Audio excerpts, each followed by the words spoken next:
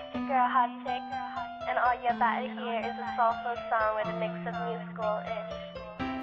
And I want y'all to put your hands together to my boy, Curse One, on the JEB. Let's go.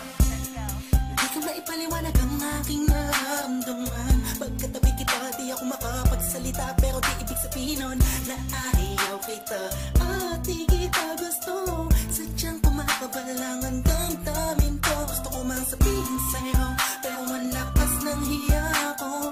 Parang ewan na. Pinipili ng buhay ko, handa kong ialay ang lahat. Sabihin mo lang at gagawin ko para lang sa'yo. Handa kong ibigay lahat ng sa'kin sa'yo. Tik-tik-tik-tik-tik kung kaya mo wala ka sa'kin.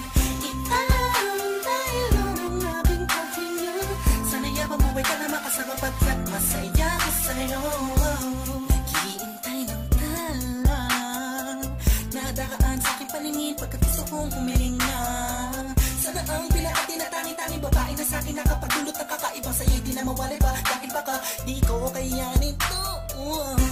Ikaw siya pinaka-matistat na pituin para sa aking sinto. At ikaw din na siya nagsisilbing matamis na panaginip ko. Handa kong ibigay lahat ng sa'kin sa'yo. Tik-tik-tik-tik-tik kung kaya mo wala ka sa'kin. Ialam dahil ang aking paghinga. Sana'y mabuhay ka na makasama pagkat masaya ko sa'yo. Ikaw ang musikang naglalaro sa isipan ko. Beat That Productions. Ikaw ang siyang awit ko. Downtown Entertainment. Sana ako'y digin mo. Let's go. Ako ay parang tingin mo umatama. Sa'yo lang nadama sa'yo kakaiba.